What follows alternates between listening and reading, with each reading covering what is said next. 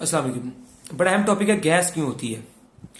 Gas क्यों होती है मैं ये आपको बताऊंगा, इस बात पे आप अमल करिएगा और मैदा और गैस के ऊपर कंट्रोल करके आप अपनी बहुत सारी बीमारियों से बच सकते हैं। ठीक है जी। और गैस के लिए, गैस से बचने के लिए आप लोगों ने एक तो ये करना है कि आप लोग अपनी जिंदगी के अंदर शोरबे वाला सालन लें।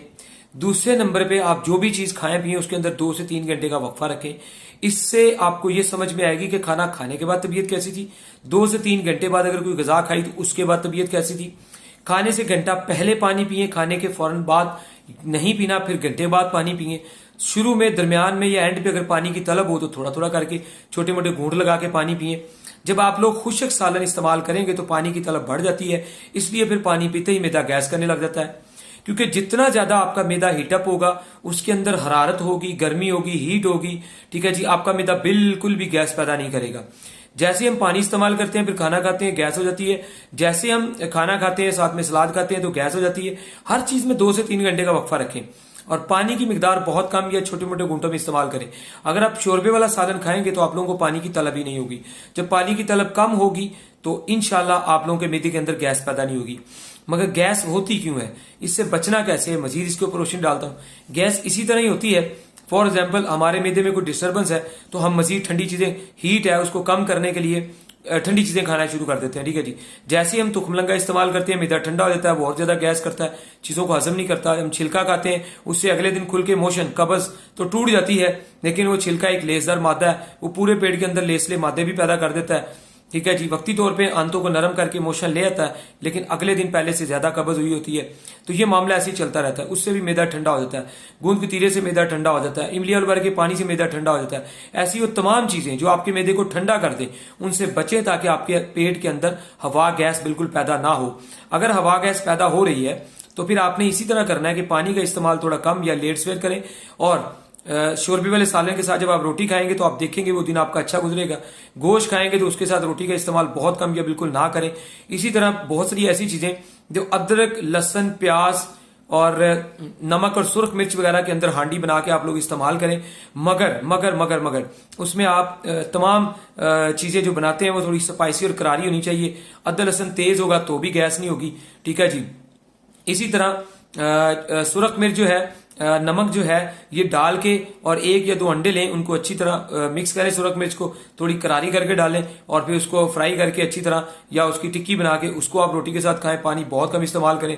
जैसे मैदा हीटअप होगा आप हैरान हो जाएंगे कि गैस खत्म हो जाएगी। गैस खत्म हो जाएगी तो 20 बीमारियां खत्म हो जाएंगी। अब अदरक, लहसुन, प्याज, सुरख मिर्च, नमक, बगैर सुरख मिर्च खाए, बगैर सुर्ख मिर्च खाए सवाल ही पैदा नहीं होता कि किसी इंसान का मैदा जो है ठीक हो जाए या मैदा पावर पकड़ ले। हम तमाम अपने हांडी सालन ऐसे लोगों को इस्तेमाल करवाते हैं जिसमें सुर्ख पाउडर मिर्च जो है वो इस्तेमाल होती है तो मैदा पावर पकड़ता है। यहां तक कि जो लोग समझते हैं कि उनके अंदर अल्सर है, इन्फेक्शन है, जख्म है, वो तमाम के तमाम मसाइल भी उनके रिकवर हो जाते हैं जैसे ही गैस रिकवर होती है। और गैस तब रिकवर होती है जब आपके सालन में सुर्ख मिर्च होती है, मैदा हीटअप होता है तो वो खाने को हजम करता है। जैसा कि हम चावलों को घर में दम दिया जाता है, दम देते वक्त उसके अंदर आग उसको हल्की कर दी जाती है और ऊपर एक कपड़ा और ढक्कन ऐसे दिया जाता है ताकि इसकी जो अंदर वाली हीट है वो खारिज ना हो। तो भाप से वो दम हो जाता है और चावल का जो कच्चापन है वो खत्म हो जाता है और बेहतरीन चावल तैयार हो जाते हैं। अगर दम देने से पहले फौरी तौर पे हम 1-2 गिलास पानी को उसमें डाल दें। ठीक है। अभी तो सादा पानी की बात करो, अगर यख ठंडे डाल दें तो क्या आप समझते हैं 5 से 10 मिनट के दम के बाद वो आपके चावल तैयार हो चुके होंगे। इस मिसाल को समझते हुए, ठीक है, आप लोग अपने मैदे के साथ ज्यादती मत करें, अपनी जिंदगी को बचाएं, अपनी सेहत को बचाएं, अपने मैदे की केयर करें। और हमारी बहुत सारी मुख्तलिफ वीडियोस देखेंगे तो मैदे के ऊपर ऐसे ही आप लोगों को तफसील से उसमें आगाही दी जाती है जिससे आप अपनी जिंदगी को तंदुरुस्त कर सकते हैं, मैदे को हर तरह की बीमारियों से बचा सकते हैं। ठीक है जी।